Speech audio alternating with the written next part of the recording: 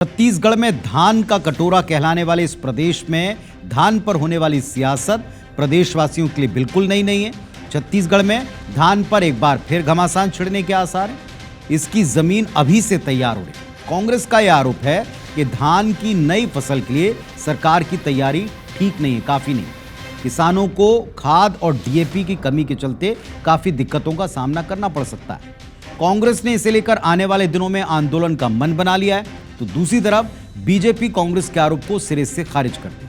और ऐसे में किसके दावे में वाकई दम है? ऐसे में धान के अगले सीजन के लिए शायद सरकार की क्या एक्चुअल तैयारी, इस पर एक रिपोर्ट है।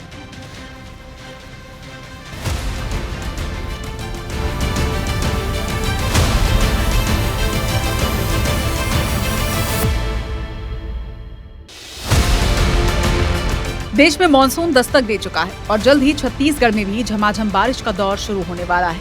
बारिश के आते ही किसान धान की बुवाई शुरू कर देंगे, लेकिन धान का सीजन शुरू होने से पहले ही कई जगह से डीएपी की किल्लत और जमाखोरी के मामले सामने आने लगे हैं, जिसके बाद छापेमार कार्रवाई भी शुरू हो चुकी है। तस्वीरें अंबिकापुर की हैं, जहां कृषि विभाग और प्रशासन की संयुक्त टीम ने नकली खाद की आशंका में छापामार कार्रवाई की, सैंपल जाँच के लिए और दुकान को सील किया गया। मामला अब सियासी रंग भी ले चुका है। कांग्रेस लगातार इसे लेकर सरकार पर हमलावर है और आंदोलन की तैयारी कर रही है। कांग्रेस का आरोप है कि भूपेश सरकार में शुरू किए गए गौठान बंद करने के चलते खाद की किल्लत हुई है। सरकार नहीं चाहती कि धान की फसल अच्छी हो, नहीं तो ज्यादा धान खरीदना पड़ेगा। जो हमारी सरकार में गौठानों के माध्यम से वर्मी कंपोस्ट, जो खाद उनकी प्रयोग लगातार कर रहे थे, इसलिए ताकि आने वाले समय में भविष्य में की खादों की कमी कभी भी हो सकती है, लेकिन सरकार को इसका अंदाजा नहीं था। उसी का नतीजा आज किसान कहीं न कहीं भोग रहे हैं। कांग्रेस ने खाद के बहाने बीजेपी सरकार पर गौठान बंद करने का आरोप लगाया, तो बीजेपी ने भी जोरदार पलटवार किया। न केवल खाद की किल्लत के आरोप को सिरे से खारिज किया, बल्कि गौठानों पर भी हमला बोला। डीएपी अलग चीज़ है, गोबर खाद बिल्कुल अलग चीज़ है। अब दिमाग में गोबर है तो क्या किया जा सकता है?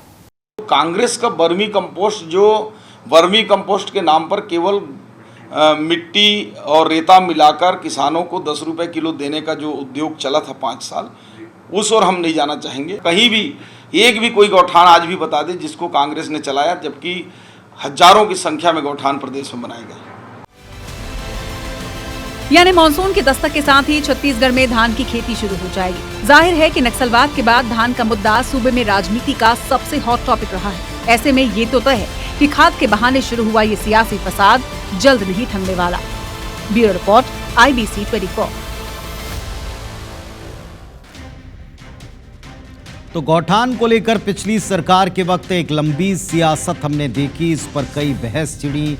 गौठान कितनी सही हैं, गौठानों के नाम पर क्या घोटाला हुआ है, ये सरकार बदलने के बाद भी सिलसिला चलता रहा।